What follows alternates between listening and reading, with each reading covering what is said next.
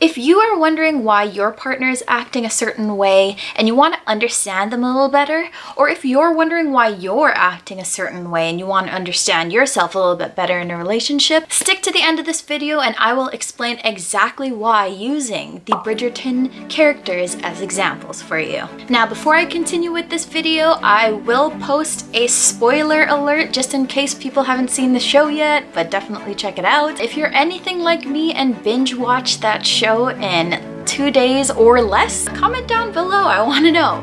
Welcome back to my channel, and for anyone who is new here, welcome to my channel. I go over how you can heal from toxic relationships one conversation at a time, and I'll help you guys glow, grow, and thrive from those toxic relationships. And at the end of the video, if you find this information super helpful, put a like down below, comment, and subscribe to this channel. It'll help me out a lot. Now, I would like to put a disclaimer out there. I am not a therapist. The experience that I have is that I have been through a lot of toxic relationships and I have gone through therapy myself. I've been listening to podcasts and reading books and just speaking with people in general with experiences similar to mine to come to the conclusions of what I have for you today. I'm going to be introducing to you guys what's called the attachment theory. Now, based on Google, the attachment theory is a psychological, evolutionary, and ethological theory concerning relationships between humans. In my opinion, I feel like the attachment theory explains a lot of your behaviors in a relationship, your partner's behaviors in a relationship, and how they might react to certain things. So there are 4 kinds of attachment styles: secure, anxious, avoidant, and fearful. And I'm going to give you a character in the show Bridgerton that reflects these attachment styles. Now, I just want to point out that each person's personality has multiple layers to it, so I'm just going to pick the character that resembles this the closest. So firstly, let's look into avoidant attachment style. The character that has this avoidant attachment style is none other than the Duke himself, Sir Simon. Avoidant attachment styles are people who are most likely the type to avoid relationships and commitment, the type that doesn't really like to show their feelings too much, the type of people that are very just distant and cold a lot of the time. And this is why I think Sir Simon, the Duke, really fits well into this avoidant attachment style. Now, Simon has this kind of attachment style because of the way his father hurt him growing up.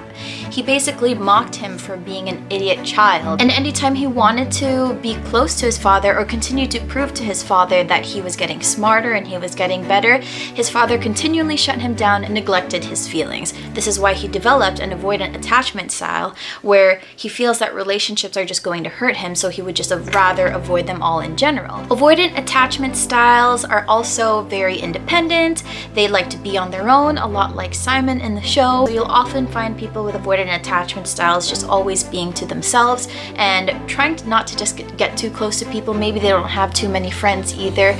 These are just a few examples of an avoidant attachment style. Now, moving on to fearful attachment. Now, the person that I feel fits this attachment style the best is none other than Anthony Bridgerton, the Viscount himself. Individuals with fearful attachment styles are often scared of being in relationships. Their emotions can also come off as very dramatic and very high level compared to a lot of people, and you can see that a lot in Anthony Bridgerton. Anthony Bridgerton has a fearful attachment style because he's scared of being in relationships for the fear of judgment and rejection of his family, of his status, especially seen when he is sort of attached to that opera singer but doesn't want to give her a relationship because he is scared of the judgment of other people, his family. You also see this behavior in the way he controls his family, making sure that Daphne doesn't end up with the wrong person. Although the one thing I could say about Anthony that is different from this fearful attachment style is that fearful attachment styled individuals feel that they are not deserving or unworthy of love.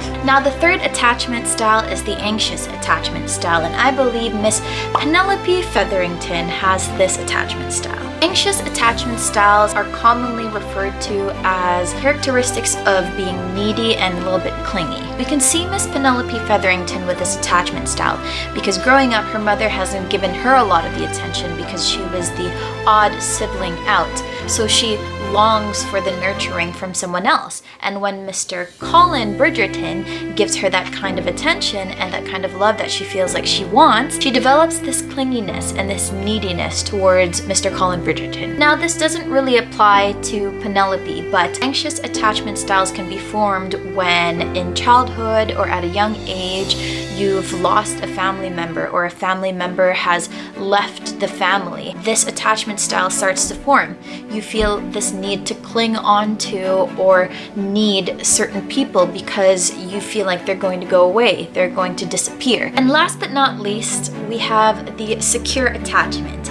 And the character that I think best fits that is none other than Miss Daphne Bridgerton herself. Daphne Bridgerton, I believe, has the closest personality type to being a secure attachment style. And I think this because a lot of the time she is very sure and secure in what she wants. When you are in a secure attachment, you are more sure of yourself.